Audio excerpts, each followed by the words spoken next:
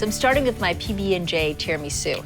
So the first thing we're gonna do is we're gonna start by making a little bit of a zabaglione. And I already separated 2 egg yolks. And to it, we're gonna add 1 tablespoon of sugar. So you just wanna whip this until the egg yolks are cooked and it doubles in size. And the zabaglione really helps thicken the mascarpone and the peanut butter together. And then we're also gonna add a couple of tablespoons of bourbon. Now the bourbon works really well with the peanut butter. Normally in a traditional tiramisu, we use marsala wine, but the marsala and the peanut butter don't quite work so well together. They clash a bit. So I thought the bourbon, on the other hand, is slightly sweet, so it works really well with the peanut butter. All right, so the egg yolk, bourbon, and sugar mixture is nice and thick, as you can see. So now, time to add a cup of mascarpone cheese, very traditional. There we go. And you wanna make sure that the mascarpone is at room temperature. That way, it really folds into the egg mixture a lot easier. Just gonna mix that. And we're also gonna add a half a cup of creamy peanut butter. And this is what Julie really likes.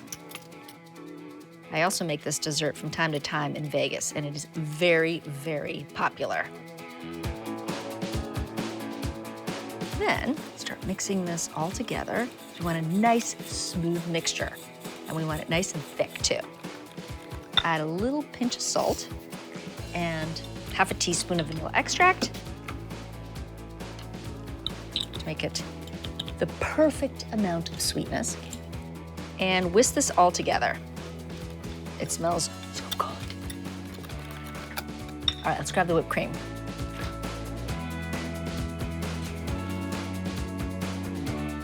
So I've got some chilled whipped cream that I made earlier, and I'm just gonna add the whipped cream right into the mixture. And the whipped cream just adds a nice fluffiness so that the tiramisu filling isn't too dense. And I think when you're throwing a party, it's really important that you sort of figure out what your menu is so that you can make some things in advance so you're not making everything at the last minute.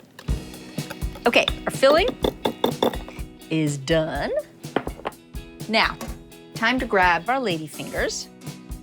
So let's set it up here. We have our jam, we have our ladyfingers. I have a little bit of coffee.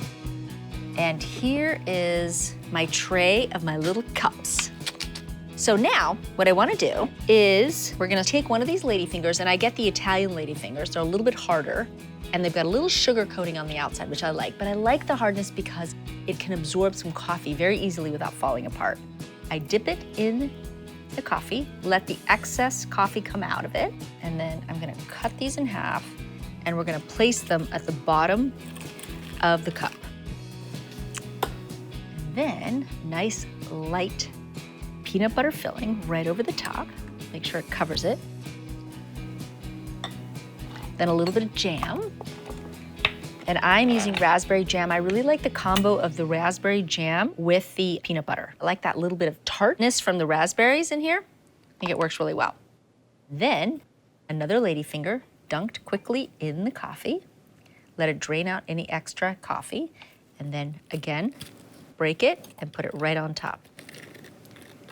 And then we top it off with a nice, beautiful light scoopful of the peanut butter mixture. It smells so good.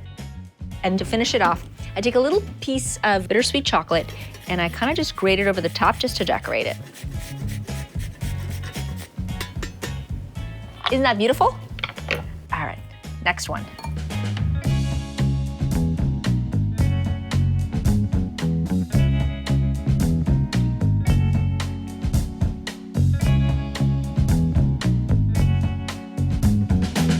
Julie, little tiramisu.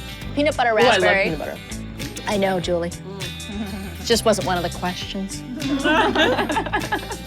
That was really, Oh my gosh. I mean, Cheers to you, Julie.